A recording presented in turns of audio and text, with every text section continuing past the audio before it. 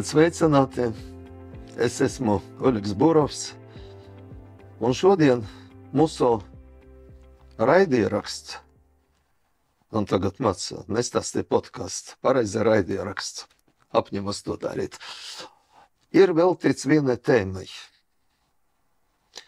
Bet es pateikšu, kāpēc es aizgāju līdz šai tēmai.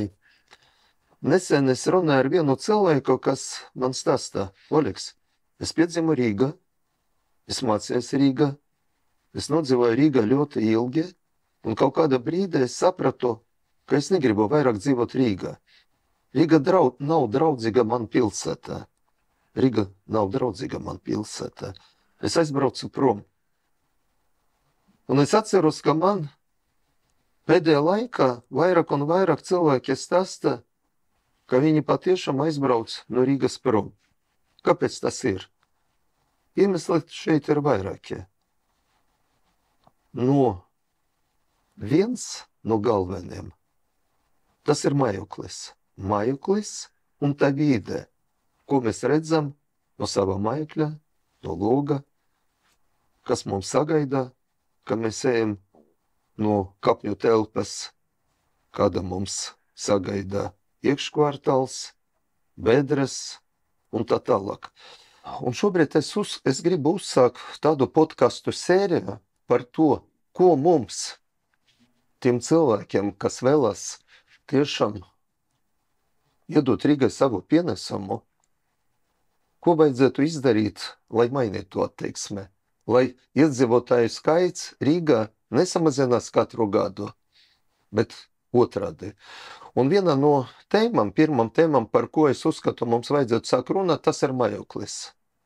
Mājoklis, jaunas mājas būvniecība, dienesta dzīvoklī cilvēki, mājoklis speciālistiem, īras mājas un esošā dzīvojama fonda, īpaši, kas ir būvēts padomju laikos, atjaunošana. Protams, vēsturiskas mājas, bet tur cilvēki dzīvo mazāk atjaunošana.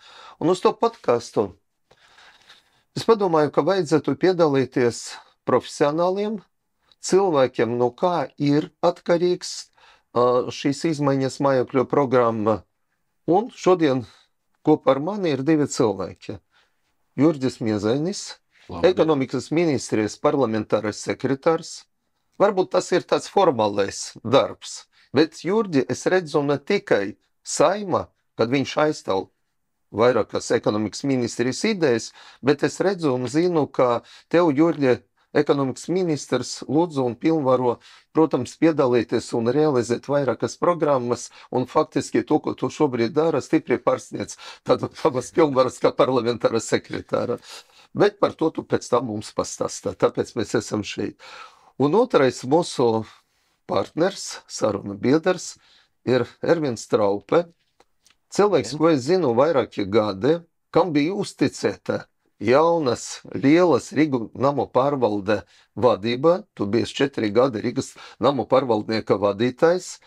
Pēc tam es sapratu, tu pats aizgāji prom, un es kā cilvēks, kas strādāja pašvaldībā, saprotu, ka tu rezervēs no tiem īpaši saimnieciskiem procesiem, kas sāk politiski veidoties, no visiem iespējami, kas pēc tam parādījās konsultantiem, tu aizgāji prom, bet šobrīd tiešām mēs visi zinām un vērtējam tev sabiedrībā kā ļoti profesionālu namu pārvaldnieku, un tāpēc šis reālais stāsts, viens no ekonomikas ministrijas, otrais no tas reālas dzīves. Es esmu kā trešais cilvēks, kam ir liels gods un laime kopā ar tiem diviem gudriem cilvēkiem piedalīties. Tad braucam, sākam runāt. Un, kungi, varbūt sākam to sarunu no tās tēmas, kas veicas Valmierā, veicas varbūt citas Latvijas pilsētas, nerunāt, protams, par Lietuvu un Igauniju, sākam runāt par jaunu mājokļu būvniecību, par īras mājām, par to, ko un kā pašvaldība var veicināt tu būvniecību. Jurģis, droši vien tu esi pirmais. Jā, faktiski pašvaldība ir viena no galvenajām atslēgām jebkuru nekustamā īpašuma attīstībā. Un Nu, kā jau minēju, Valmiera ir tāds vēsturisks piemērs, kur kaut kā tas viss ir strādājis. Pat sākumā, man liekas, uz tādu tīru biznesa principiem, pat pašvaldība, kas saka, uz savu risku un ar ļoti lielu, teiksim, vēl nebijuši pat lielu brīžu. Valsts kontrole mēģināja pārbaudīt un kaut ko rakstē, bet neskatoties uz to. Beigās rezultāts ir, un tas ir tas, kas ir. Ir tomēr arī Rīgas pašvaldībai jābūt krietni drosmīgākai. Jāuzņemās, teiksim, tā vadība un loma, kad mēs ejam iekšā šo mājokļu būvniecībā, atjaunojam dzīvojamo fondu. Mēs arī Saeimā tagad strādājam un arī pavisam nesen prezentējām par pieeju, kā pašvaldība var piedalīties, tā skaitā ar savu nekustamo īpašumu, lai veicinātu. Bet, kungi, es jums gribu pajautāt. Īras majas būvniecība. Pirmais jautājums. Rīgas doma būvēt paši, kā pasūtītājs, vai veicina procesi, lai būvēt privātie? Šajā gadījumā Rīgai vislabākais laikam būtu tas PPP modelis. Publiskās privātās partnerības. Tātad tas ir gan jautājums ir... Es atvainojos, privātā partnerība, lai būvē privāte, bet Rīga nodrošina, ka visi tie dzīvokļi būs realizēti un Rīga nodrošina to atmaksu. Tā primitīvi pateikt par būtību. Ervin, ko tu domā? Ja mēs pieminam Valmieru, tad patiesībā, Oļeg, jau ir tā, ka ne jau Valmiera pati būvēja un ne pašvaldība būvēja. Būvēja pašvaldībai piederošu kapitāla sabiedrība Valmieras namsaimnieks un visus šos riskus uzņēmās tieši kā tāds komerc partneris, kā būtu nāktu jebkurš privātais. Un pašvaldībai bija zināmas garantijas, kas bija jāsniedz, un partneris piesaistīja kredīt līdzekļus, realizēja šo projektu un attiecīgi pēc tam tirgu izīrēja. Un izīrēja bez valsts garantijām, izīrēja bez tātad pašvaldības kaut kādām subsīdijām, bez Eiropas programmām, kur tajā laikā pat tūmā nebija, un pierādīja, ka šis projekts ir dzīvotspējīgs. Tātad jebkam, kas šobrīd kaut ko attīst, tas ir privātais, jo pretī ir tieši tāds pats modelis, kā bija Valmieras namsaimniekam, un turklāt ir vēl Eiropas programma tam visam. Valsts programma šī gadījumā jāsaka tā. Tā kā viennozīmīgi tas ir privātais kapitāls, un mēs saprotam to, ka neviens valsts uzņēmums vai struktūra vai pašvaldība nevarēs izstrādāt nevienu projektu tik efektīvu, kā to var izdarīt privātā nozara. Absolūti piekrītu. Tad, kungi, pirmais, par ko mēs vienojamies, un mēs varam pateikt, mēs redzam, ka nekādā gadījumā pašvaldībai nevajadzētu būt pasūtītājiem, pašvaldībai vajadzētu veicināt, lai to dara privātie. Protams, piesaistot fonda naudu, vai tas ir Altuma programma, vai tas ir ekonomikas ministrijas atsevišķa programma, Eiropas fonde, tas ir, protams, nāk mums visiem palīga, bet veicināt to privātu iniciatīvu, vai PPP, vai citi varianti. Bet es tanī brīdī droši vien teiktu, ka ko pašvaldība varētu izsvērt un aprēķināt, vai tomēr viņai zināmos apstākļos ar kaut kādu infrastruktūras atbalstu nebūtu jāpiedalās šajos projektos. Izveidojot ielu tīklu, izveidojot kaut kādus pieslēgumus, kas būtu varbūt nepieciešami, bet tas ir diskusijas jautājums, lai šis te uzņēmējs, kas ir gatavs attīstīt, lai viņš nepaliek zaļā pļavā viens. Un šis ir īstenībā, kas ir liels mīnus bijis tieši Rīgai visu laiku, jo Rīga parasti no tā uzņēmēja, kas ir gatavs attīstīt, prasa obligātus pienākumus noteikti infrastruktūru Rīgas vietā sakārtot, pat dažreiz nesaistītu. Bet tas ir vecais stāsts, par ko es jau runāju pēdējā gada, piemēram, tas skar dzīvojamo fondu, bet tas skar jebkuru būvniecību. Piedar, tas ir jūsu zemes gabals, šeit jūs plānojat būvēt ēku, un tagad jūs ejat. Mēs te zinām, mums visi šobrīd esošie domas vadītāji lepojas par to, ka mums ir zaļais koridors. Zaļais koridors, viss šis galds, zaļais koridors. Bet kas ir reāli? Zaļa koridora nosacījumi, tas ir tiešām birokrātijas mazināšana, projekta saskaņošana, tas ir viens tās. Nākamais ļoti ātrā saskaņošana un sinhronizācija ar Rīgas inženieru tīkliem turētājiem, tas ir Rīgas siltums, tas ir Rīgas ūdens, tas ir Rīgas gaisma. Un, protams, saskaņošana ar visiem departamentiem.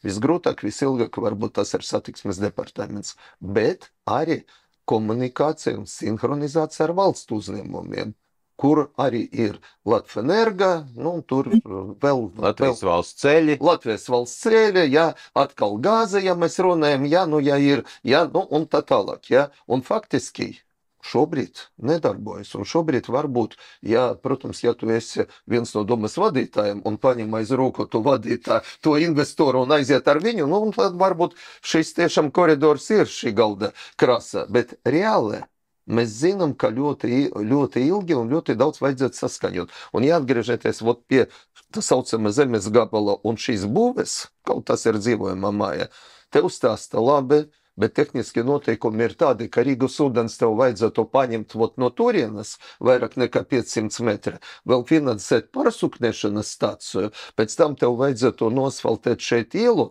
pēc tam uzliek vēl šeit Rīgas gaismas stābi, kas arī ir dārgi, ja? Pēc tam siltums šeit pienāk. Un to tev visu vajadzētu darīt par savu naudu. Un, Oļeg, tu nemaz nerunā par tiem gadījumiem, kad tev liek puskilometru tālāk izbūvēt rotācijas apli visam mikrorajonam. Tā ir tā lieta, kad uzņēmējs nedrīkstētu būt ķilnieks. Nu, jo, un saprotiet, un vēl, bet saņemot to būvatļoju, tev vajadzētu samaksāt naudu infrastruktūras fonda, un šīs infrastruktūras fonds man atgadina tādu padomu laikas miera fondu, kad balsē kaut kur, kaut kāds miera fonds, un tā nauda iet kaut kur uz Efiopiju, uz Angolu, kaut kur, ja? Nu, šeit ir tas pats. Es sapratu, ja tā nauda no infrastruktūras fonda atgriežas blakus tavam zemes gabalam, un šeit kaut ielu sakartu, bet tas nenotiek. Bet, kungi, es mazliet tā emocionāli aizgāju uz citu lietu. Tas būs atsevišķi mums droši vien podkāsts cīņa ar birokrātiju, administratīvas sloga samazināšanu un investīcijas piesaisti, bet ņemot vērā, ka šis stāsts, protams, attiecināms arī dzīvojamam mājam, ja? Kā Rīgas dome, protams, to vajadzētu stimulēt, jā, šobrīd ir pieņemti, cik mēs saprotam, īpaši pirms vēlēšanām, visi mēģina parādīt savu vēsturisku lomu, arī esoša dome pieņema nodokļu atvieglojumi, ka ir lieli nodokļu atvieglojumi tiem, kas būvē dzīvojamas mājas.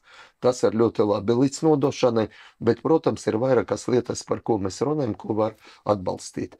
Jā, tad es pats domāju, ka mums ir ļoti daudz kompānijas, kas attīsta tādu ekonomu variantu dzīvojumu fondu. Tagad nereklamēsim, nestāstīsim šīs kompānijas nosaukumi, bet mēs zinām, viņi ir kaut kāds skaits, kas diezgan aktīvi to dara. Kāpēc mēs šobrīd nevaram taisīt starp tām kompānijām konkursu, ka mēs esam gatavi īrēt no viņiem dzīvokli, varbūt tas būs pirmā stāva dzīvokli, nodrošināt arī vidas pieejamību, vai dzīvokli, varbūt ar kaut kādu īpaši labu skatu, ja, varbūt blakus tur ir citas mājas vai kaut kas, ja, un varam taisīt konkursu ar lejupslīdošo soli. Piemēram, mēs esam gatavi iegādāties uzreiz 10 dzīvokli, tur, piemēram, 3 istabas, 2 istabas, 1 istabas ar dažādu platību, piemēram, 10 eiro par metru. Kas dod 10 eiro par metru? Ok, visi, kas dod mazāk? Un iet ar samazinātu nomas maksu. Saņemt garantētu īrnieku Rīgas dome, un es runāju par to, ka tur varētu būt dienesta dzīvokli, piemēram. Man liekas, tas ir ļoti labi, un mēs varam veiksmīgi sadarboties. Galvenais visu šo procesu redz atklāti. Tas ir absolūti atklāts process, caurspīdīgs. Kā jūs domājat? Es pilnībā atbalstu šo priekšlikumu, bet Oļeg runā tikai par jauno fondu, par 4-5 attīstītājiem, varbūt drusku vairāk, bet tas parasti ir dārgi. Otra lieta, tu no jaunā īpašuma attīstītāja iegūsti īres tiesības tajā vietā, kur viņš šo māju ir uzbūvējis. Nezinu, Berģos, piemēram. Bet tev speciālisti ir nepieciešami, piemēram, skolā Zolitūdē. Un tajā momentā no Berģiem viņš nebrauks no Juglas, viņš nebrauks no centra. Jo viņam tajā brīdī tas būs ļoti liels mīnus ikdienas izmaksās. Un tieši tāpēc uzskatu, ka ir jāapsver iespēja pašvaldībai veidot arī īres konkursus tieši otrreizējā tirgu. Lai var piedalīties jebkurš īpašnieks, ja atbilst tām prasībām, kas ir vajadzīgs, un tajā teritorijā, kur tev šis speciālists ir jāpiesaist. Mēs nerunājam par Valmieru. Valmiera ir maza un lokāla pilsēta salīdzinoši. Rīga ir liela, mēs stiepjamies no Berģiem, līdz Bolderājai, garākajā laikam līnijā sanāk, un tajā brīdī mums ir jāmeklē īres iespējas tajā rajonā, kur mums ir nepieciešams speciālisti. Ervin, es tev piekrītu, un es atceros mūsu diskusijas mūsu partijas kongresā, Guds kalpot Rīgai, kongresa, kad mēs runājam par to, ka varbūt par to otro tirgu, ja, ne par jauniem dzīvokļiem, mēs varam faktiski runāt par pilsētas centru.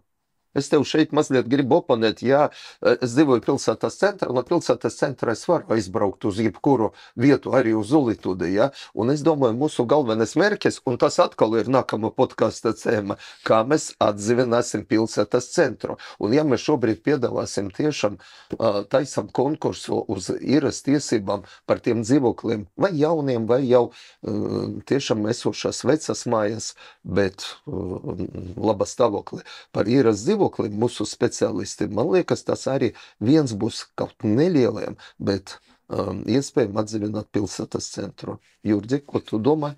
Te jau viss... Ja nepiekrīt atstāts, pēc tā būs par vēlu. Es teikšu tā, ir ļoti skaidri jānoliek politiskās prioritātes šeit. Un man ļoti patīk, teiksim, tas, kā jūs, Burokungs, sakiet, kad ir jābūt risinājumiem gan jaunu īpašumu būvniecībā, tad tā ir prioritāte, mēs ejam, risinām, uztaisam zaļo koridoru, kas funkcionē, un netaisam uzņēmējus kā ķilniekus pie infrastruktūras maksām. Tā ir politiska prioritāte, tam ir jābūt.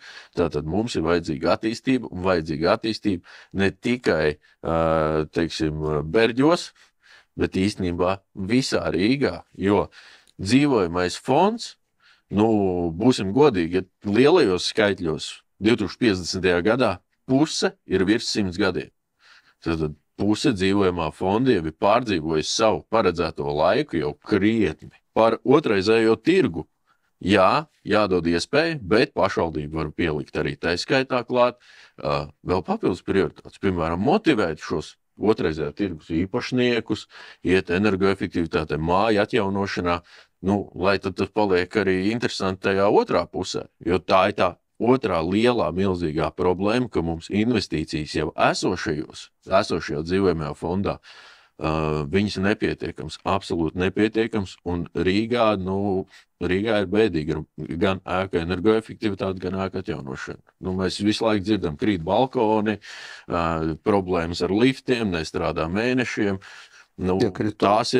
Tās ir fundamentāls prioritātes. Piekritu, bet tūlīt mēs sāksim par to runāt, bet pabeidzot šo tēmu par jaunu būvniecību, tad vienojamies par to, ka mēs šeit redzam tiešām sadarbību ar privātiem attīstītājiem, ar investoriem.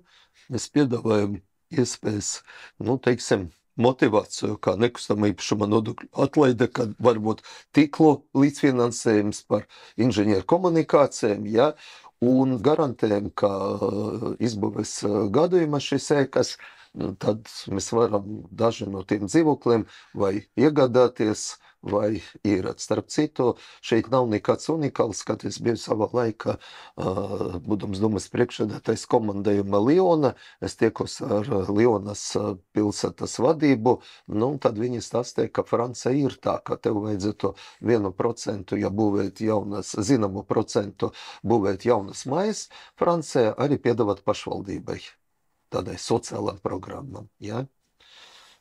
Labi, vēl pēdējais, pabeidzot šo tēmu par jaunu būvniecību, man liekas, kas trūkst Rīgai. Īpaši, ja tas bija redzams Covida sākumā. Cilvēki sāk braukt prom no Rīgas, kad mums bija maisēde, es gribu iegādāties kaut nelielu māju, bet būs kaut neliels, bet zemes gabals, kur cilvēki var iziet, un faktiski tas ir šis stāsts, ka varbūt mums paskatīties, nav daudz pilsētai pašvaldības zemes gabali, bet tāda ir, piemēram, Kengarāga aiz Dūles, tā saucama, tur bija tāda zaļa pilsēta, zemes gabals, ja mēs braucam no Rīgas, tad labē puse tuvu Daugavai, ja tur ir diezgan liels zemes gabals, kas pieder sava laika pilsētbūvniekam, droši vien tagad Rīgas nāmiem, es tagad neceros, vai viņš aizgāja atpakaļ uz Rīgas domu, bet vienalga Rīgas nāmi, tas ir Rīgas pašvaldības īpašums pieder pašvaldībai, tad rezultātā, kāpēc viņu neizmantot privātmāju būvniecībai. Man liekas, ka tas pats zemes gabals ir Vadžu iela, tas ir bijuša Jaucima gatava 8, ja, pagrieziens, kur beidzas Rīga un sākas Bukulte. Un tādi zemes gabali ir bez šaubām. Un kā jūs domājat uz to, lai tiešām Rīga mēģināt paplašanāt to privātmājas apbūves teritoriju priekš, teiksim, jaunam ģimenēm? Es domāju, ka tā diskusija jau ir faktiski sākusies. Es jau mēģināju arī teikt, ka mēs jau šobrīd arī veicam šos grozījumus attiecībā uz apbūves tiesībām ar atpirkumu. Jo mēs saprotam vienu, ka Rīgas pilsētā īpašums, jeb nekustamais īpašums, viņš ir dārgs. Tad ir ļoti grūti tādā situācijā salāgot gan pašvaldības vēlmes attīstīt noteiktās teritorijas, gan arī to uzņēmēju un iedzīvotāju spēju to izdarīt. Jo, ja pašvaldība, piemēram, šajā procesā piedalās ar īpašumu, kā ar apbūves tiesībām uz ilgākiem termiņiem, radot, teiksim, to vidi un nosacījumus tam apbūvējamās teritorijas gabalam, tad tas varētu būt tas ceļš, kā to varētu izdarīt. Bet noteikti, ka pašvaldībai ir jāizvērtē arī visi savā bilancē esošie īpašumi. Jo brīžiem man tāda sajūta ir, ministrijā strādājot, kad arī pašvaldība nelīdz galam zina, kas viņiem līdz galam pieder.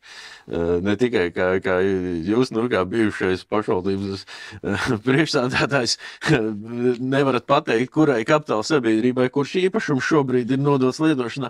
Brīžiem man liekas, ka ir arī pat varētu būt dzīvokļi, kas pašvaldībai kaut kur stāv, kuri īsti nezinu, kurā bilancē viņi ir. Tā revīzijai Rīgā ir jābūt pamatīgai un dziļai. Bez viņas nevar. Tev nelikās, ka viņš saka runāt, ka valsts kontrole, saka, viņa baidieties. Viņš runā kā ministrijas ierēdnis, viss jau ir pareizi. Labi, es varbūt tam nepilnībā nepiekrītu, daļai nepiekrītu, bet kā tad ir tie zemes gabali? Bet, paklau, tu man sāk kritizēt par šo laiku, es jau neesmu īpašuma departamenta direktors no 17. gada un doma nestrādāja no 22. gada, ja, bet, kritiku saņemu. Tūlīt pabeigsim podcastu, piezvanīšu un noskaidrošu, kā viņi beidzot piedara. Ja? Bet, ja runāt nopietni, man ir priekšlikums šobrīd, tiešām, kungi, runājam, es to neteicu pašu sākuma, jūs pieņemat lēmumu pēc pusgada piedalīties pašvaldību vēlēšanas. Mums ir kopējs saraksts ZZS, un šeit es skatos uz tevi, GKR, es skatos Pūguli un skatos uz tevi, Ervin, jā, bet mēs ejam kopā, ka viena komanda, un kad man prasa, kāpēc jūs ejat kopā? Tad es varu pateikt, tas ir absolūti likumsakarīgi, tāpēc, ka ZZS apvienība, tā GKR ir absolūti pragmatiskais spēks, profesionālais spēks, un mums, es teikšu, no visam ņemot vērā, kā ZZS ir valdība, mums ļoti būtiski to, ka ZZS vada ekonomikas ministriju. Un visas idejas, ko tiešām vairākas reizes izteica par vairākiem jautājumiem Viktor Valēnis, arī tu, Jurgi, tas ir ļoti būtiski un būtiski Rīgai. Un šobrīd es gribu pāriet pie esošā dzīvojuma fonda. Dzīvojums fonds, kas ir būvēts padomju laikos, viņa dzīvo lielākā daļa no mums rīdziniekiem. Protams, mēs varam runāt, cik tur ir kalpošanas laiks tam dzīvojuma fondam, bet godīgi pateikšu, un tas ir mans personīgais viedoklis, ka būvkonstrukcijas tiešām pārsegumi ir apmierinoša stāvokli, bet viennozīmīgi viņu vajadzētu atjaunot. Un atjaunot tas ir, protams, tas, par ko mēs runājam visi pēdējie gadi energoefektivitātes pasakumi. Uzreiz pateikšu, tas nav tikai fasāde, tas ir jumts, tas ir pagrabe, tas ir logi, tas ir ieejas durvis un tā tālāk, ja, un inženieru tīklu nomaiņa. Un zem inženieru tīkliem mēs saprotam arī ūdensvādi, elektrību, un man ir aicinājums parunāt par tādiem svarīgām konstrukcijām, bīstamām konstrukcijām, kas ir lifti. Un šeit tas ir atsevišķs stāsts, un es ceru, ka varbūt šīs sarunas gaitā mēs varam arī piedāvāt dažas, varbūt, iniciatīvas, kā to steidzīgi vajadzētu atrisināt. Ja? Bet runājot par šo, es aicinu nerunāt tikai par māju, bet aicināt par to vīde, kas ir blakus. Un tas ir iekškvartāli. Un šeit es gribu pateikt, ka esoša dome, kas strādā jau vairāk nekā 4 gadi, viņam bija uzteicēts laiks 4 gadi un 9 mēneši, nevienu eiro neiegulda, atšķirība no iepriekšējiem sasaukumiem, iekškvartālu sakārtošana. Un ļoti būtiski, ko mēs redzam, ka mēs izgājam no savas mājas, bedres, nesakārtotas ielas, problēma ar parkingu un tā tālāk. Tas ir viens no tiem faktoriem, kungi, es uzskatu, kāpēc rīdzinieki brauc prom. Kāpēc viņi negrib dzīvot Kengarāgā vai Pļavnieku 602 sērē vai 467 sērē vai vecā vai jaunā lietuviešu sērē, bet brauc prom, tāpēc, ka tas skats, ko viņi redz, tā vide, viņi ir tāda. Bet atgriežamies pie mājas, un šeit man ir stāsts, kas saka, vai tu, Jurģi, vai tu, Ervin, ņemot vērā visu tavu pieredzi, un vienlaicīgi runājam par to, ar kādu resursu mēs varam apsaimniekot, un šeit es lūdzu arī nokomentē, kāda ir vēsturiska loma Rīgas namu pārvaldniekam, tagad piebraucat un atstājat savu mašīnu, pie šīs studijas, kur mēs ar jums filmējam podcastu, es redzēju lielu reklāmu, sakārtota māja ar tādu bantīti, RNP, vai jūs gribat, mēs varam sakārtot, zvanīt, reklāma ir ļoti laba. Kas ir reāli? Sākam no tevi. Reāli. Tātad sāksim ar energoefektivitāti. Faktiski Rīgas nama pārvaldnieks energoefektivitātes pirmo māju sāka Bauskas ielā manā laikā 2013. gadā. 14. es aizgāju, ir pagājuši 10 gadi. Ir aptuvenis, Jurģis droši vien zinās labāk, ir aptuveni 40 mājas, manuprāt, RNP nosiltinājis par šiem 10 gadiem. Tas nozīmē ir 1%. 1%, nav 1%, jā. Nē, nav 0. Nu, jā, Rīgas nama pārvaldniekam ir aptuveni 4000 māju, drusku mazāk šobrīd jau no viņiem vienkārši visu laiku kāds iet projām, viņiem ir 1%. Vai tas ir maz, vai tas ir daudz? Tas ir daudz, tāpēc, ka vismaz 40 māju iedzīvotāji ir apmierināti ar to, kas viņiem notiek. Tas reizē ir arī maz. Kāpēc? Es vakar biju Jelgavā, es kā asociācijas valdes priekšsēdētāja vietnieks daudz tiekos ar saviem kolēģiem visā Latvijā, jo mums ir vairāk kā 40 uzņēmumu par visu Latviju.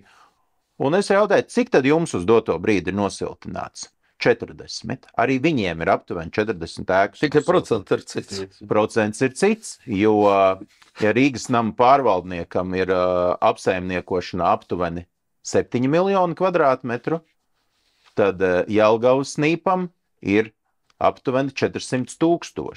Un ja mēs šo paralēli velkam vienādu, tad Rīgas pilsētā šobrīd būtu ar tādu pašu proporciju pārnesot jābūt nosiltinātam vismaz 500–600 ēku. Labi, kungi, tad uzreiz ņemam šo tēmu un mazliet plānoju viņu attīstīt. Tu izteicās tikai 1%. Protams, es tev nepiekrītu, ka tas ir daudz. Daudz ir tiem cilvēkiem, bet tie cilvēki procentāli, kas dzīvo šis 40 mājas, ir ļoti daudz. Kur ir tie iemesli vēlreiz, kāpēc mēs nesiltinām savas mājas? Te es varētu. Tas man, kā saka, ir nemans pirmais radioekonomikas ministrijā. 20. gadā jau mēs sākām virzību uz to, kad mēs mainām lēmumu pieņemšanu. Jo nāca un sūdzējās, kā grūti iet ar lēmumu pieņemšanu daudzdzīvokļu ēkās. Labi, 50+1 balss. Pieņēma. Ejam uz priekšu, kā vajadzētu risināt. Zin kā, kad dejotājiem saka, kad tas traucē, labi sakārtojām. Tad nesot īsti deleģējums nama apsaimniekotājiem par to, ka jārūpējas par energoefektivitāti. Labi, likumā tika iegrozīts, ir pienākums arī rūpēties par energoefektivitāti. Labi, programmas nav pietiekami labas. Tiek celtas, arī šobrīd tiek celtas intensitātes. Ir tie priekšnosacījumi, un mēs skatāmies arī citās valsts pilsētās, tas notiek. Viņi ir aktīvi, nama pārvaldnieki aktīvi, brauc, dara, strādā. Es arī paskatījos Rīgas domai, arī savas energoefektivitātes papildus programmas, pat iekvartālu sakopšanai. Bet tas vienojošais ir tas, ka tas Rīgas nama apsaimniekotājs ar tiem cilvēkiem nestrādā, ar viņiem nerunā. Un Mēs pat šogad, arī tagad no novembra rēķina ir vēl spēkā arī mazākuma balsojums, kas dod arī Paldies tiešām, mazākumu. paldies ministrijai par iniciatīvu. Gadu mēs Bet bez, gatavojam, bet tas ir. bet bez nama pārvaldnieku iesaistes nestrādās. Mēs tikai dzirdēsim to, ka nav sakārtot iekšpagalmi, nav veikta ēkas atjaunošana, nav veikti korekti uzkrājumi priekš remontiem, nav tas. Jo tam cilvēkam, kas ir tas, kuram darba pienākums, ja tavs darba pienākums ir vadīt komisiju, tu ej un vadi komisiju. Ja tavs darba pienākums ir apsaimniekot īpašumu, tu apsaimnieko īpašumu, tu ej un stāsti cilvēkiem, kas ikdienā to nedodarbojas. Kāpēc tas ir vajadzīgs? Kāpēc ir jāsakārto iekšpagalmi? Kāpēc jāsakārto inženiertīkli? Kāpēc ir jāsiltina? Kāpēc? Visi šie jautājumi jāpalīdz tiem cilvēkiem atbildēt. Un tad jau tā matemātika pagriežas citādāk, jo atjaunotie īpašumā energoresursu patēriņš mīnus 60%. Tad lētāk. Īpašumu vērtība plus 30%. Valsts ar publisko naudu, ja tas iet caur atbalsta programmu, ir investējusi tavā privātā īpašumā. Nav cita mehānisma, kur tas notiek. Tas notiek tikai šeit. Paldies, Ervin. Izskanēja kritika par mūsu lielo monstru, Rīgas namu pārvaldnieku. Saki, lūdzu, vai patiešām visu dara RNP, lai veicinātu energoefektivitātes pasākumi, nedara, un ko vajadzētu izdarīt? Kas viņam traucē? Vai paši sev? Man ir tagad jāatbild Jurģim drusku jāoponē ar stāstu, ja būtu pie vainas tikai Rīgas nama pārvaldnieks vai, teiksim, jebkurš pilsētas konkrētais lielais apsaimniekotājs, tad droši vien visi pārējie apsaimniekotāji pilsētā savus mājas būtu nofinansējuši 100%. Tā kā nosiltnējuši. Tā kā līdz ar to tā nav vienīgā problēma. Es saprotu, ka gadu desmitiem, un jāsaka paldies tiešām šobrīdējai ministrijas vadībai, gadu desmitiem pārvaldnieks ir bijis vainīgs pie visa, un uz pārvaldnieku ir nokrāmēts visi jautājumi. Bankas mums krīzē nepārakstīja dzīvokļus, uzkrāja parādus, bankas krīzē vienmēr bija prioritārās maksājuma saņēmējās. Kas paliek pēc tam? Pārvaldnieks pēc tam. Nekas, viņš izdzīvos. Nākošais periods vienmēr siltums un ūdens, mums ir prioritāte, mēs nepieslēgsim siltumu, kamēr jūs nebūsiet samaksājuši 100%, neskatoties uz to, kad ar pārvaldnieku viss nav norēķinājušies. Nekas, mums ir jāsaņem nauda, mums ir kredīti, mums ir investīcijas. Pārvaldnieks pagaidīs. Un tā mēs varam runāt visu laiku. Beidzot, paldies, tagad ir sakārtot tas, ko teicu par instrumentiem, ir sakārtots tās lietas, kad pārvaldniekam ir jānorēķinās pirmo reizi tikai par tik, cik viņš ir saņēmis naudu. Gadu desmitiem šādas situācijas nav bijušas. Tas ir atbildi par to, ka pārvaldnieks vienmēr ir vainīgs. Bet, ja mēs runājam... Es teicu, ka var labāk.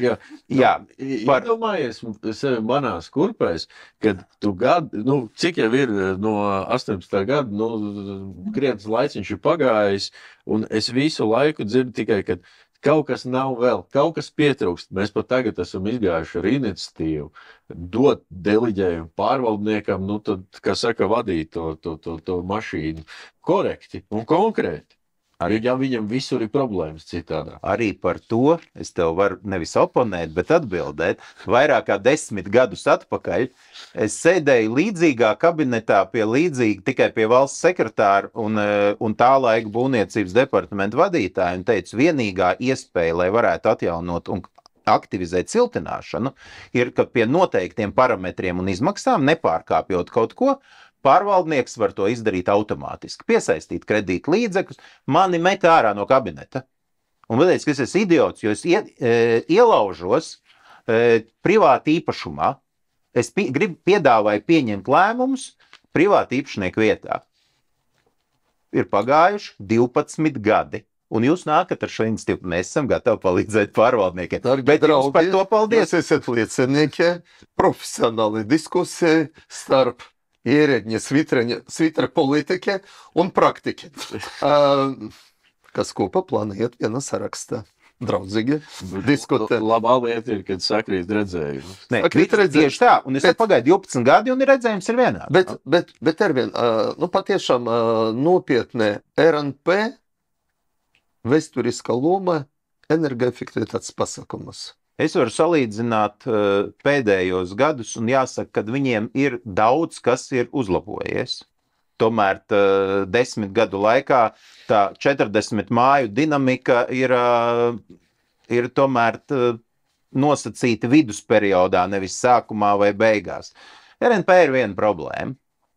RNP ir iekšējie darbinieki, ir akcionārs, ir padome, ko es nezinu, ko viņa tur dara jau 4. gadu konkursā izvēlētā. Viņa nomainīja šo 3. valdes priekšsēdētāju, bet nav sapratuši vienu lietu. Neviens no valdes locekļiem nav ar nozari saistīts cilvēks.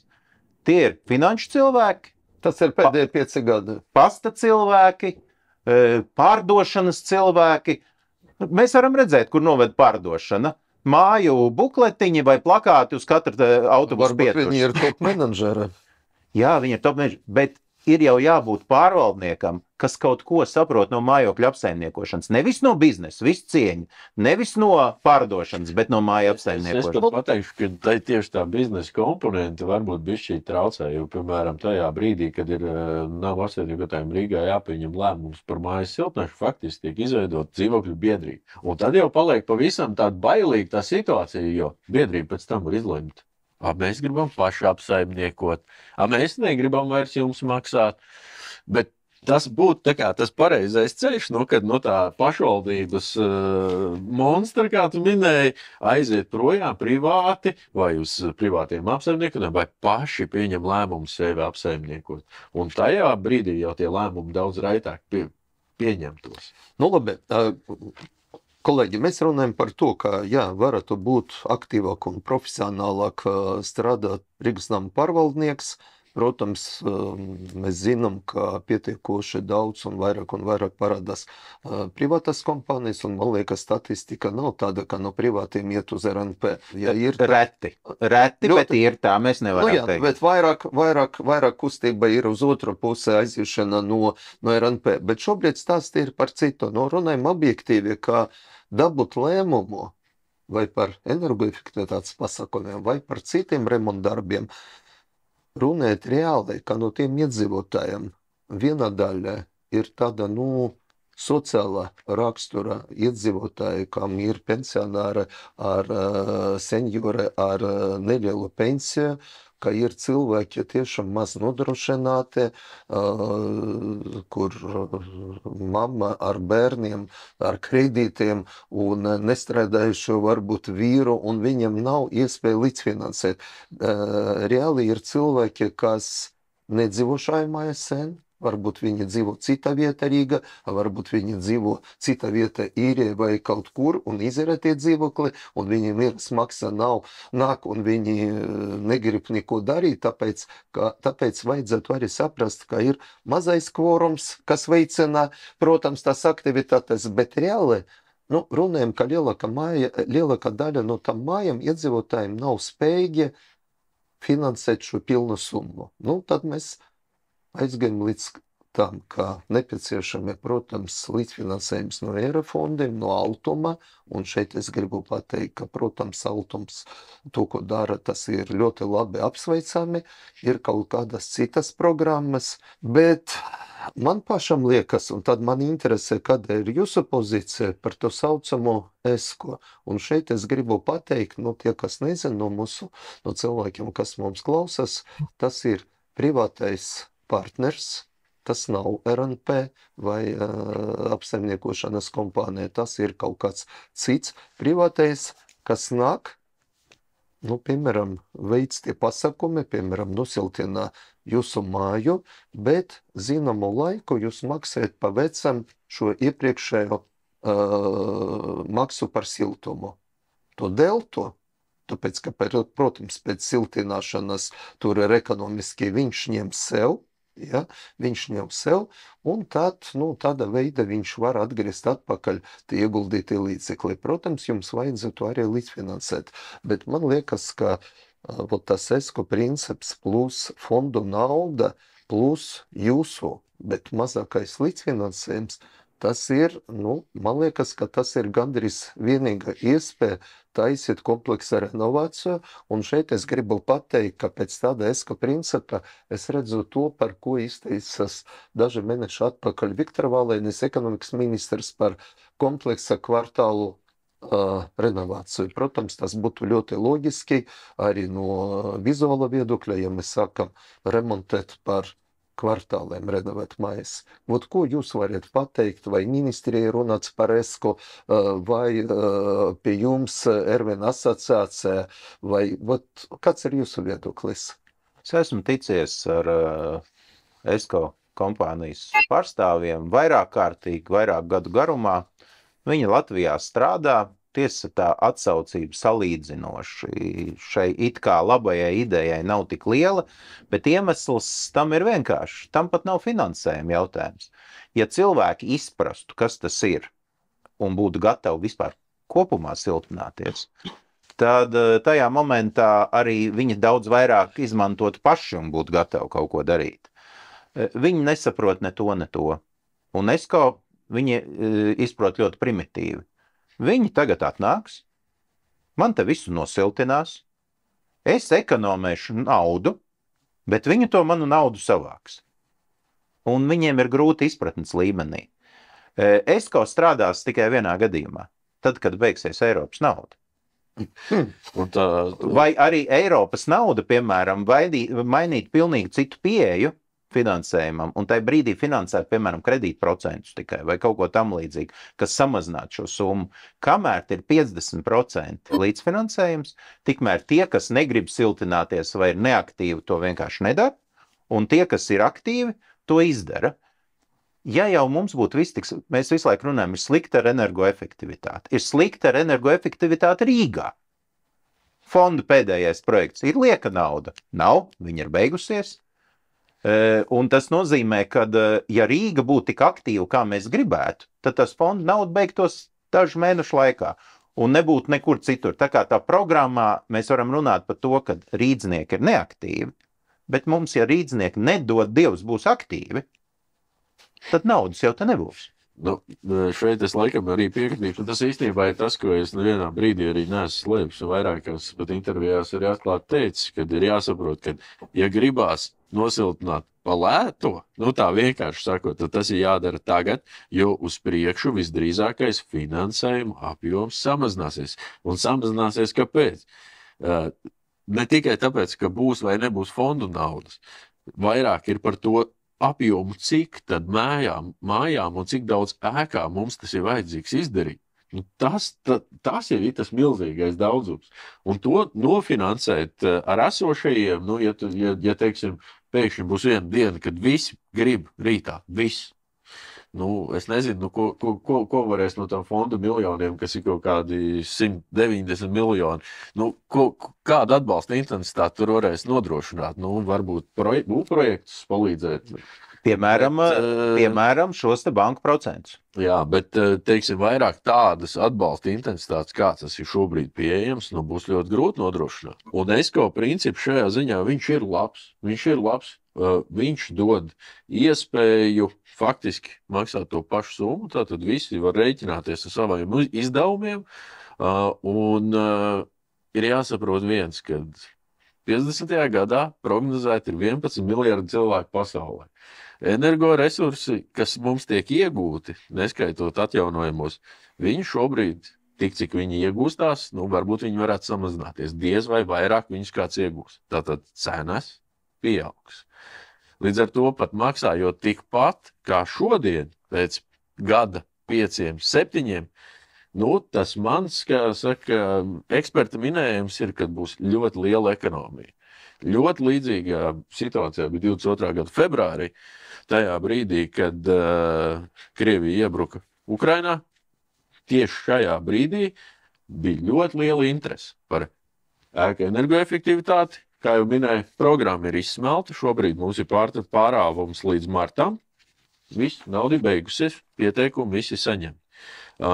Otrā sadaļa ir visi apkurs iekārtu uzlabošanas pasākumi, kas ir citu ministriju, KEM ministriju un vara ministrijās, kur ir iekārtām apkuras efektīvākām, jo arī pat tik maza lieta kā nomainīts apkuras katls no kaut kāda malkas, tāda čuguna vecā, uz jaunu granulu katlu, dod milzīgu finansiālu ietaupījumu, jo efektivitātes kāpums ir liels. Tātad pa skursteni izkūp nevis karsts gaiss, pa skursteni izkūp vēsts tvaiks un viss sildums paliek telpā.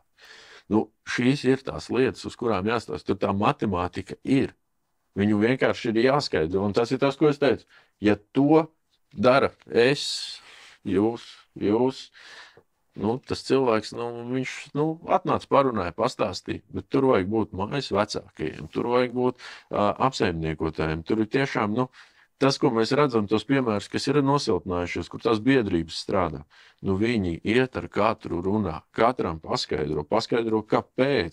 Arī cilvēkam, kuram tā rocība nav tik liela, pat viņi saprot, ka vienā brīdī mēs nonāksim lielās problēmās, ja mēs to nedarīsim. Piemēram, 30% no dzīvojamām ēkām 2050. gadā potenciāli dzīvošanai nederīgas, ja neko nedarīs. Kaut vai šāds arguments ir liels ograi tikko. Izlikt cilvēkus uz ielas, mājā lielas plaisas. Kurš vainīgs? Ko darīt? Kā risināt? Un šīs ir lietas, uz kurām jāfokusējas, tāpēc te ir jābūt absolūtai prioritātei. Dzīvojamā fonda sakārtošanai jābūt lielai prioritātei visos līmeņos.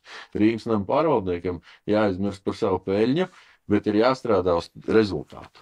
Es absolūti piekrītu, un man liekas, tie pašvaldības politiķi, es runāju, protams, par galvaspilsētu, tie, kas atrada to recepti, kā sakārtot esošo dzīvojamo fondu, tie būs tie, kas tiešām beidzot var šo atrisināt, un man ir aicinājums jums, ja mēs runājam par ESKA principu, tu stāstīji par to, ka ir tikšanas ar tām firmām, varbūt patiešām mēs par šo pusgadu līdz vēlēšanām varam vairāk sagatavoties, tāpēc, ka es uzskatu, ka mūsu saraksta cilvēki, kas būs sarakstī, ir lieli profesionāli, mums nav nepieciešams laiks, mēs ejam nekā balta lapa, kas neko nezinām, un runājam, veidojam darba grupas, kas bija esošai domai, un tikai runājam, kaut ko diskutējam un stāvam uz vietas, mums vajadzētu uzreiz parādīt rezultātu. Mēs nevaram diskutēt, tāpēc, ka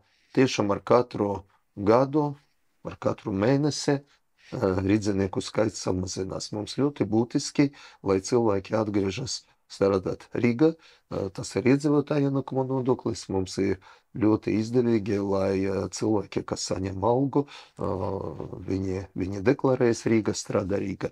Bet šobrīd, atgriežoties pie mājām, mēs runājam par energoefektivitātes pasākumiem. Tagad man ir jautājums par inženiertīkliem. Saki, lūdzu, Ervin, pēc tavas pieredzes, kāda situācija ar inženiertīkliem, ūdensvads, kanalizācija, elektro? Ja mēs runājam par vispār māju kopumā, tad pirmais mājai būtiskākais ir konstruktīvi elementi.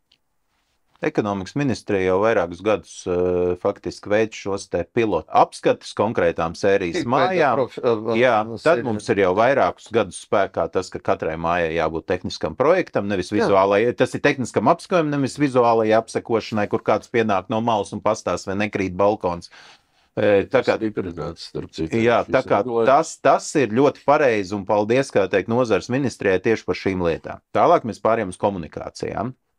Atšķirībā no konstruktīva, ja viņš ir daudz maz normāli uzturēts un funkcionējis un jau sākotnēji pareizi izbūvēts konstrukcijām, jebkurai caurulē, jebkuram vadam ir noteikts eksploatācijas laiks, arī jau ar rezervi, bet šī rezerve faktiski ir beigusies. Tātad mēs saprotam, ka jebkurai mājai viena lieta ir siltums. Siltums, tu vienkārši samaksā dārgāk par to visu pasākumu, bet nemainot ēku inženieru komunikācijas, viņas vienkārši beigs funkcionēt. Nevis kaut kas ies pa logiem ārā siltums, bet viņš beigs funkcionēt. Nebūs ūdeņa, nebūs kanalizācijas, nebūs siltuma, nebūs liftu, nebūs elektrības un gaismas. Un tā ir pavadošā lieta, par kuru ir jāskatās jebkura māja. Kas man patikās vakar, es klausījos diskusiju, visi runāja par autobusu un šoferi, vai ne, kad māja ir autobuss, pasažieri ir iedzīvotāji. Dombura. Jā, pasažieri ir iedzīvotāji un trakais šoferis, tas ir tas pārvaldnieks, vai ne? Nu, pārvaldniekam šajā gadījumā ir jāiet piedzīvotājiem un jāsaka, bet, pārvaldnieks vienmēr tomēr atkal atkārtošos, nebūs vainīgs, ja iedzīvotāji to nedzird. Iešana pie iedzīvotājiem vai, teiksim, jebkura lēmuma pieņemšana, tas ir karagājiena strateģiskais plāns kopā ar mājas vecāko un pārvaldnieku. Tā mēs darām mūsu uzņēmumā privātajā. Mēs apsēžamies, noliekam iedzīvotāju sarakstu, un tad tieši tā arī ejam cauri katram iedzīvotājiem. Šitais te nedzīvo, šitais, piedodiet, ir ar putniem. Šie ir ļoti racionāli. Šiem ir jāizstāst sīkāk. Šie nesaprot latviešu valodu. Un tieši tādā veidā ir katrā mājā jāiet pārvaldniekam kopā ar mājas vecāko. Bez tās kombinācijas nekas nenotiek. Un nemānīsim sev par to, ka notiksies. No tā, kad RNP var ne tikai šeit uzlikt uz autobusu pieturas, viņi var ar lidmašīnai, ar Baltikam uzkrāsot virsmu un katru dienu sēsties Rīgas lidostā. Tas nemainīs situāciju.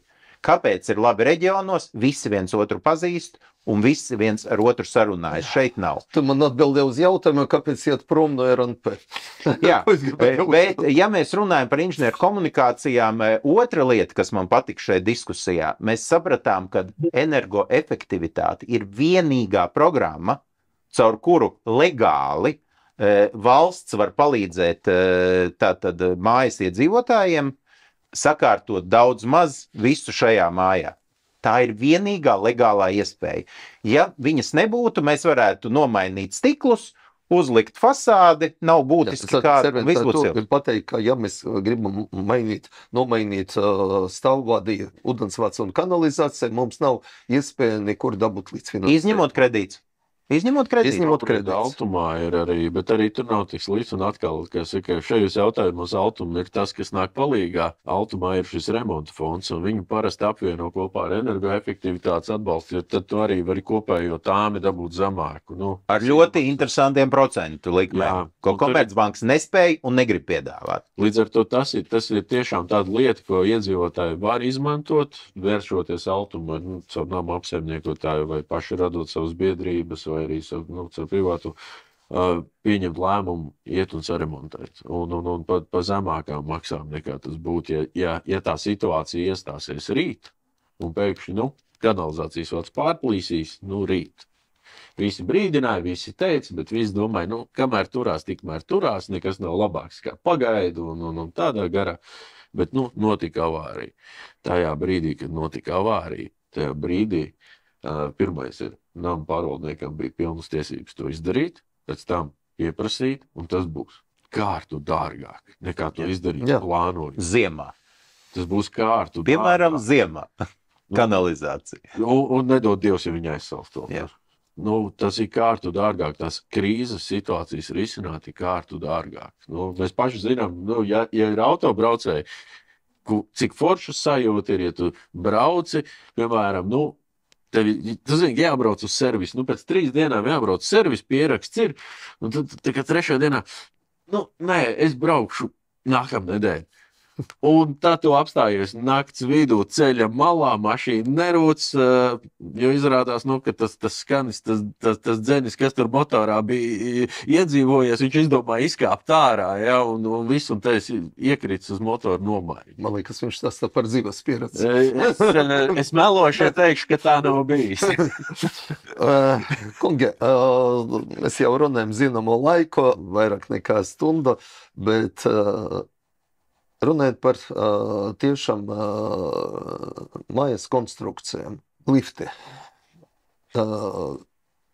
Ļoti būtiski, mēs īpaši pēdējos gados dzirdam 9 stāvu mājā, 12 stāvu mājā nestrādā lifts.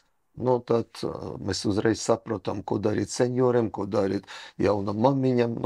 tas ir jau uzreiz parādās tik daudz problēmas, ja, un problēmas tiešām tas ir drošība, tas ir veselība cilvēkiem, ja, un tai pašā laikā mēs zinām, es runāju par liftiem, padomju laika būvētas mājas, tie lifti visi ražotie droši vien šobrīd nebrālīga mūsu valstī, ko sauc Baltkrievijā, ja.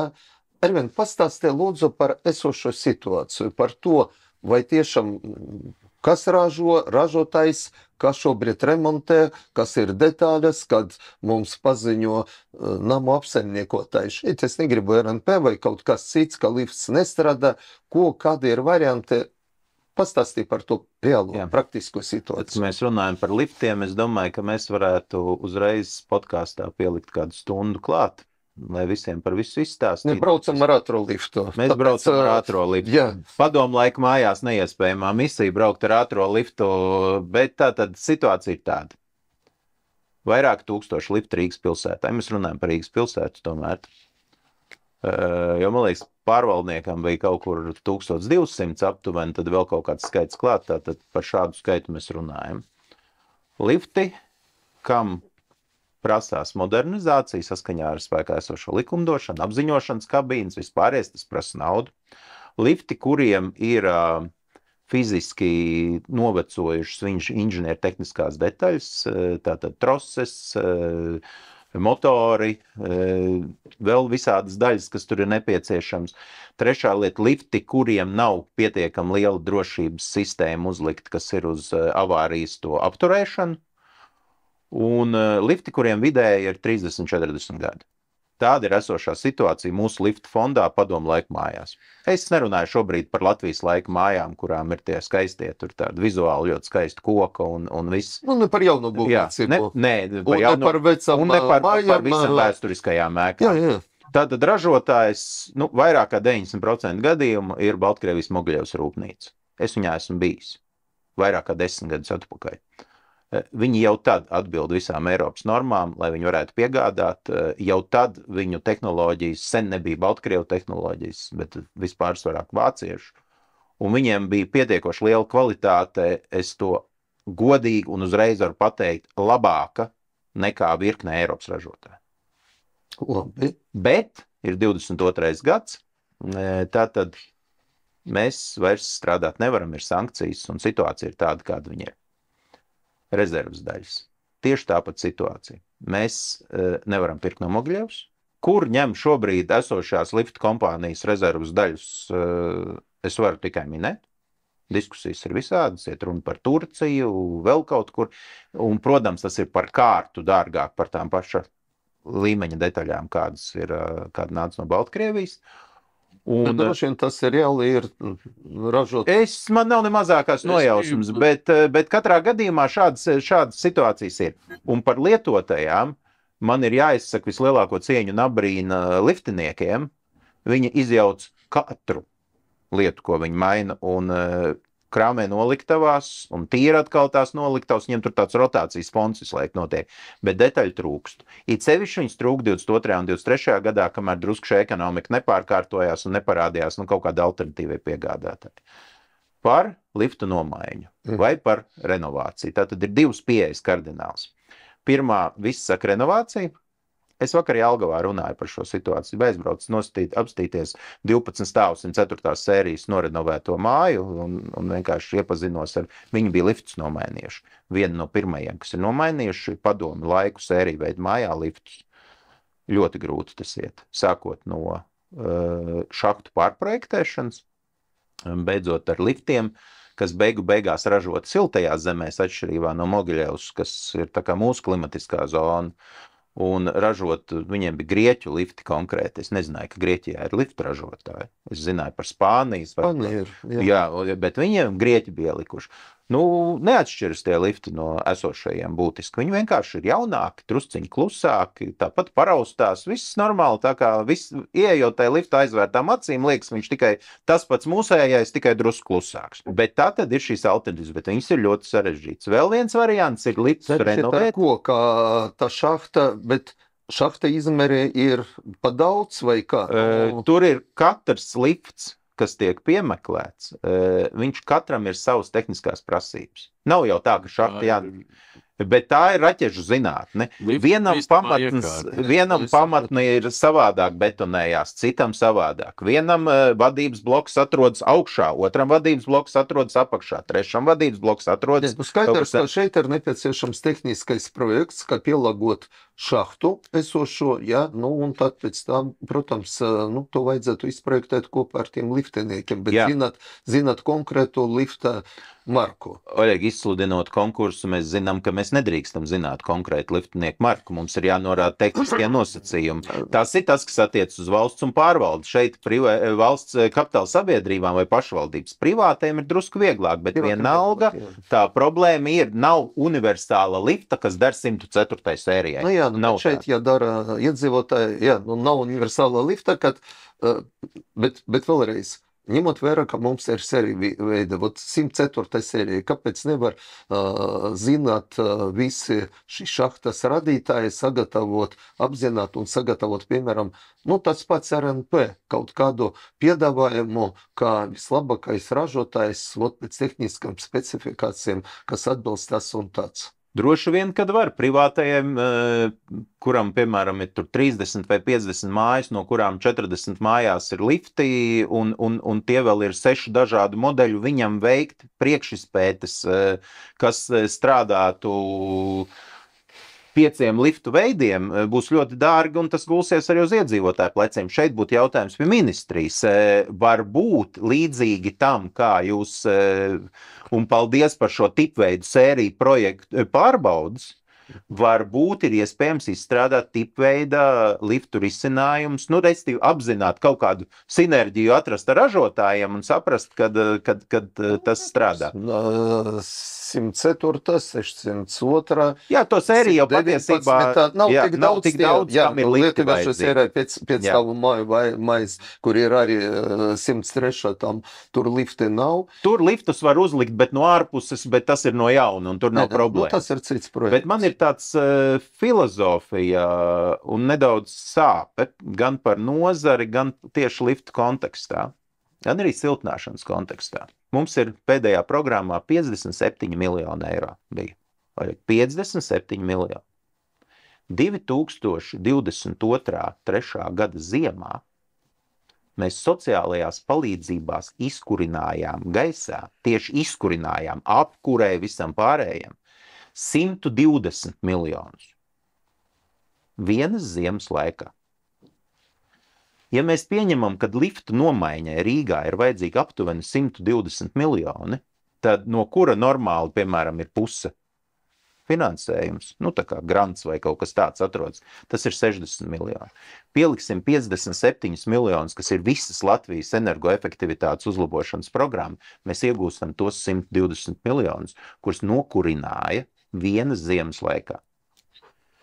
Un te mēs runājam par racionālu finanšu plānošanu, ne tikai pilsētā, bet valstiski. Jā, Jurgi. Šis ir sarežģīts jautājums, bet virziens man patīk. Tādēļ, kad, nu, piemēram, tas pats 23. gads arī, nu, situācijā, kur dabas gāzes, piemēram, valstī izmaksāja kopējā, gan privātais, gan visi iepirktā gāzes apjoms izmaksāja kaut kāds 140 miljonu gadā. Pēc CSPMO es skatījos, bija 2 miljardam.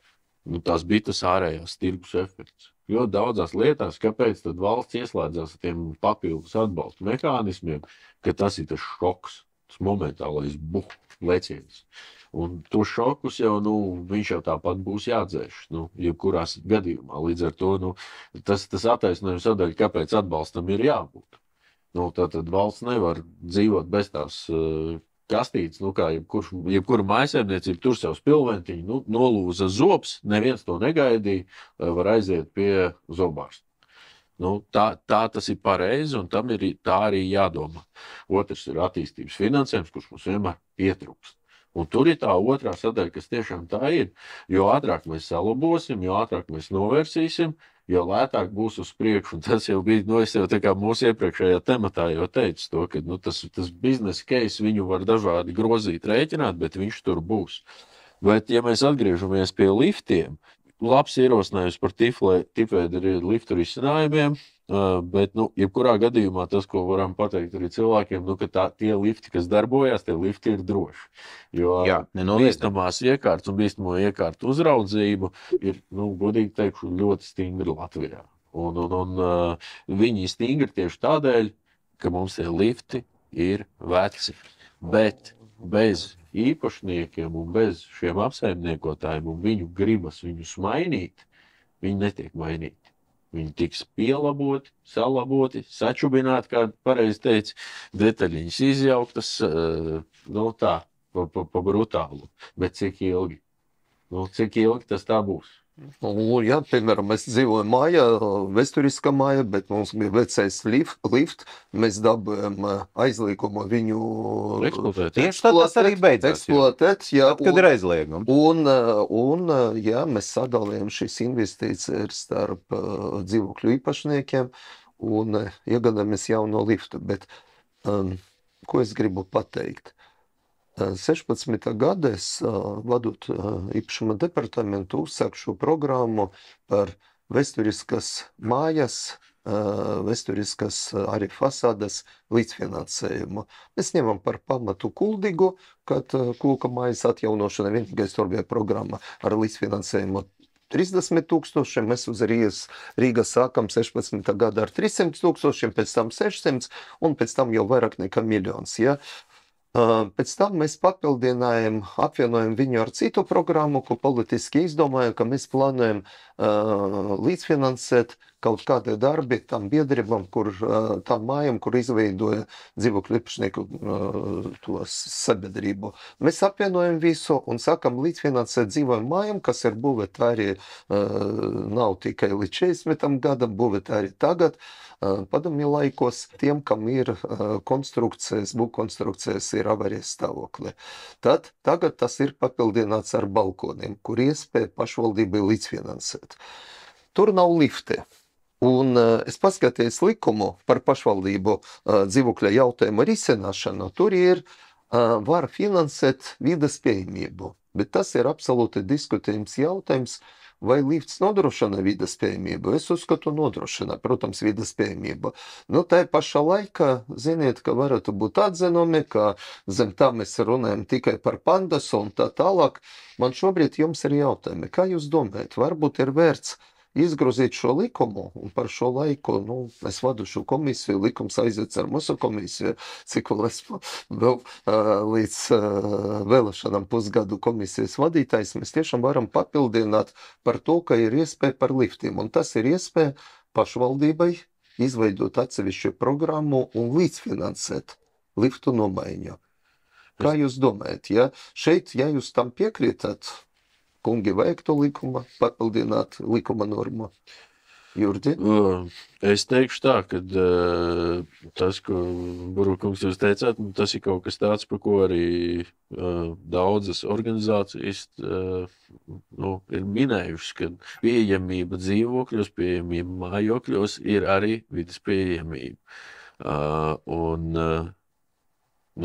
Es domāju, ka tiešām, ja šis būtu virziens, ko darīt, bet iespējams mums ir vienkāršāks ceļš. Pavisam nesen jūsu komisija deva savu redzējumu, ko tad tas likums nozīmē. Jo vides pieejamība, manuprāt, tiešām tāda man iekšēja pārliecība ir, ka tas ietver tiešām to ceļu, kā cilvēks nonāk līdz savam mājoklim. Tas nav tikai pandos jeb uzbrauktuve pie kāpnītē. Līdz paskastītei. Jā, jo tev jau visvarīgi piekļūt savam mājoklim, savai dzīvesvietai, kur tu esi. Ja tu esi 3. stāvā un dzīvē notikusi nelaime, un tu uz viņu netiec.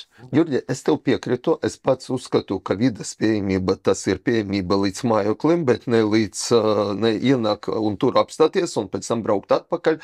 Bet es vakar piezvanīju saviem kolēģiem, tiem, kas atbild par šo līdzfinansējumu Rīgas domas īpašuma departamentu, Viņi tiešām par to vērtē un stāsta, ka viņi uzskata, ka vārds vides pieejamība ir pamaz. Bet pirms tam es gribu tev pajautāt, Ervin, tu uzskata, ka šī iespēja pašvaldībai, konkrēti mēs runājam par Rīgas pašvaldību. Faktiski tas ir problēma daudz stāvu mājām. Tas ir valsts pilsētām, pārsvarā, kur ir mājas. Ja? Tas ir arī Daugavpils un Rezekne un Jūrmala ar Kauguriem un tā tālāk. Ja? Tu uzskata, ka tas būtu labi? Jebkurš atbalsts, kas ir skaidri noformulēts, ir precīzi par tādu summu lielāks, plusāk virs nulles, sauksim to tā. Tātad tas nozīmē, kad jebkuru naudu, ko iedzīvotājiem pretendējot, ir iespēja saņemt un uzlabot savu mājokli, mēs vienmēr atbalstīsim. Jautājums ir, kad viens lifts vidēji maksās starp 50 līdz 60 tūkstošiem. Mums ir jāapzinās, cik lielai šai programmai būs jābūt kaut vai, lai 10 gadu laikā šo visu sistēmu nomainītu. Tagad vienīgais, ko es varu pateikt, tas būs ideālā variantā, tas varētu būt vēl viens posms klāt pie kopējā finansējuma. Mums mājokļu vidas komiteja Rīgas lielajās te nepilnu gadu atpakaļ, ka viņa bijusi ekonomikas ministrijā, ka viņiem ir pilnīgi skaidrs, kāda būs liftu programma un ko ekonomikas ministrija ir sagatavojusi. Es nezinu, ko ekonomikas ministrija sagatavojusi, bet, katrā gadījumā es ceru, ka arī tur būs vēl viena papildus komponenta no kopējā stāsta. Kolēģi, mēs šobrīd esam tādā jau pirms vēlēšanas etapā. Es nesen piedalījos arī jau mera debatos Delfos. Jā, tur es saklausījos, ka mums sola, ka sava laika solēja 50 000 darba vietas. 3 miljardi gadā. Tagad 3 miljardi gada papildus un miljoni kvadrātmetru. Man ļoti patīk grāmata 12 kreslē, stāsts par Ņuvasiki. Ņuvasiki nav slikts stāsts. Tas ir ļoti labi.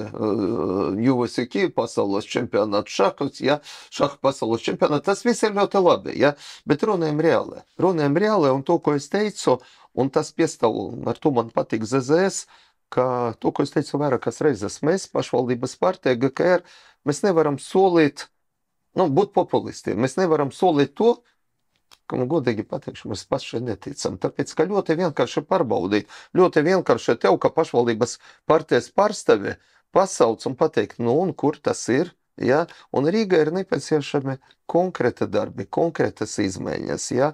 Neviens no mums negrib kļūt par Twittera deputātu vai Twittera mēru. Ja? Mums tāda ir darbais Brisele šobrīd. Ja? Nē, mums vajadzētu konkrētas lietas, un ar to man, protams, imponē zemnieki, ja? Kas arī turas pie sava vārda. Man ir konkrēti. Jurdi, varbūt es varu tev šobrīd, mēs esam ne saima, ne komisijas sēde, bet palūk, dot tev tādu mājas uzdevumu, bet ar tādu konkrētu termiņu pajautā ar saviem kolēģiem, ar ļoti aktīva, ļoti pozitīva, ar viņa ārkārtīgi patīk Olga Feldmane, būvniecības departamenta direktora, Mārtiņš Auders, mājokļu departamenta direktors. Kā viņi vērtē? Šo punktu, tas ir 27. otra prim pants par to vides pieejamību. Vai viņi uzskata, ka zem tā lifte var aiziet? Lai viņi var aiziet lifte, tad lai viņi paskaidro LPS pašvaldībam to, ka jūs to varat darīt. Ja nē, tad varbūt grozam likumu, bet jautājums ir tāds, ja tas nebūtu caur ministra kabinetu, ļoti ilgi, ja, varbūt mēs varam uzreiz, lai šo tiešām var palaist, piedāvāt pašvaldībām, palaist varbūt jau nākamgad, kam ir finansējums, kam nav, tad lai parāds, tā kā mēs to plānojam darīt Rīga jau pēc vēlēšanām no 26. gada, tad varbūt jūs varat palīdzēt šo sagatavot kopā ar paskaidrojumu rakstu. Es varu dabūt parakstī no deputātiem un ļoti ātri, vai kā komisijas iniciatīvu palaižam šo lietu, ja? Tāpēc, ka tas ir ļoti būtiski. Tagad man sajūta, ka es esmu komisijā, bet es mājas darbu sapratu. Es neprasu balsot. Saimnes deputāts drīkst uzdevums izpildu varēja, tāpēc mēs esam un dažreiz izklausāmies pēc ierēģiem. Tiešām, šo es tad ņemu arī kā mājas darbu, jo es piekrītu procents kaut kā ir vairāk nekā 100% nekā, un ja pašvaldība arī varētu piedalīties, šādos projektos, tas tiešām būtu. Bet es tev pateikšu, tad, kad mēs izdomājam to programmu par vēsturisko fasādam, es atceros pirmo gadu, mēs veicinājām un līdzfinansējām vienai studentu korporācijai Terbatas iela fasādes sakārtošanu, un viņš teica, tas ir izcila programma, jūs uz jūsu ieguldītu 1 eiro, mēs ieguldam 4 eiro. Un faktiski mani tajā laika oponente, kas bija arī opozīcijas stingra, viņa stāstīja par to, ka tas ir vienīga pagājušā sasaukuma programma, kur tiešām mēs veicinām sadarbību un veicinām uzņēmējdarbību. Ja? Un es vēl pateikšu, ja? Es visu mūžu atceros vienu māju eksporta iela, kas gatavoja sakārtot savu fasādu, paņem no mums te 50% līdzfinansējumu. Viņi par kaimiņiem samaksāja parādu nekustamā īpašuma nodokli. Tāpēc, tu vari startēt uz to programmu Rīgas pašvaldībai, lai samaksātu nekustamā īpašuma nodokli. Viņi maksāja viens par otru. Un mēs varam daudz ko runāt, lai apvienojas iedzīvotāji, lai apvienojas mazais kvorums, lielais kvorums. Mēs varam lasīt lekcijas, mēs varam vairot tiešām tie plakāti, kā tu teici, kaut līmetri un uz ar Baltika līdmašīnām. Ja? Tikai nauda var stimulēt. Burkans un pataga. Ar patagu mums valstī viss kārtībā. Ot ar burkanu dažreiz ir problēmas, tāpēc šobrīd tas būs burkans. Piekritat? Es domāju, ka ļoti... Ko, kungi, par mājokļiem mēs varam ilgi runāt. Varbūt ejam strādāt.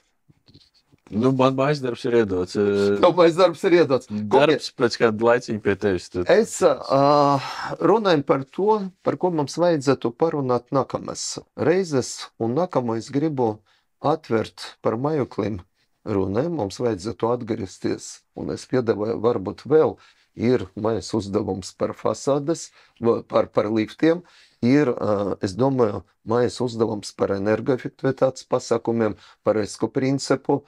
Man vēl ir viens, dažreiz stāstā, kāpēc nav labi iekārtots neviens kvadratmetrs no iekšpagalmiem, tāpēc daži pieder privātīpašniekiem.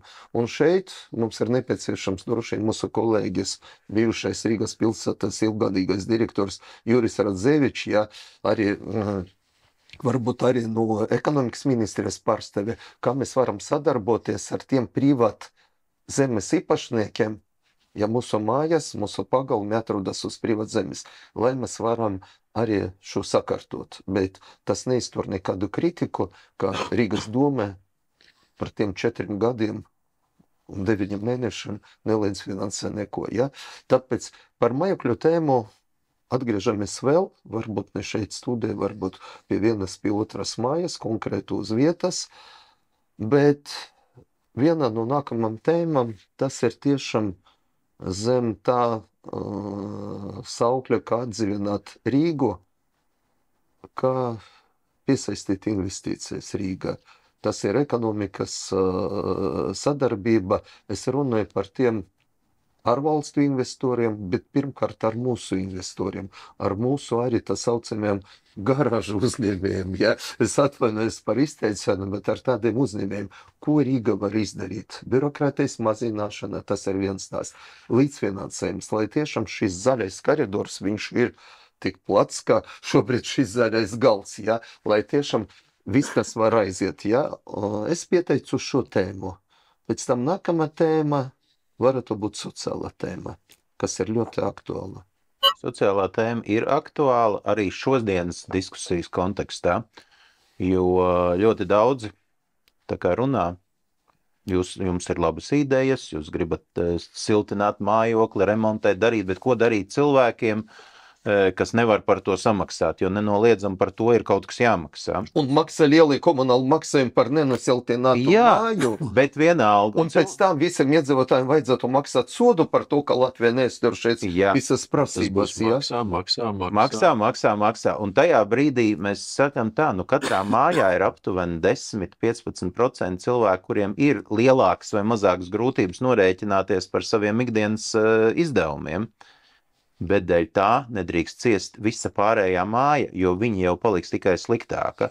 Un šeit ir darbs tiem, kas nevar samaksāt. Tas ir darbs sociālajiem dienestiem, sociālai palīdzībai, un tieši tāpēc es arī to piebildi repliku šobrīd saku, ka tas būs jautājums pie Jura Radzeviča.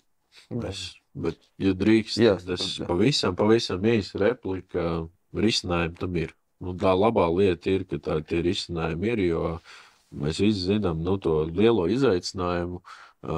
naudīgi cilvēki, viņi nopērk atkal jaunu auto, tērē maz degvielas, un tad cilvēks, kurš nevar nopirkt jaunu auto, kas tērē maz degvielas, dienas beigās maksā daudz vairāk. Un tā ikdienas maksā, ir tā lielā sāpe, ko var atrisināt arī pat esošo programmu ietvarā, atrisināt sociālo programmu ietvarā. Tur ir ļoti Atbalstīt daudz... Jurģa Dzēviču. Es tagad domāju, cik mums vēl vajadzētu runāt par šiem tēmām, bet nerunāt, bet rezultātā mūsu mērķis, lai parādās konkrēta mūsu programma uz nākamo sasaukumu, uz nākamajiem 4 gadiem, bet ne tikai es redzu, ka ir viena, kā vienmēr stāsta programma minimum un programma maksimum. Darīsim tagad. Paldies visiem. Paldies. Paldies.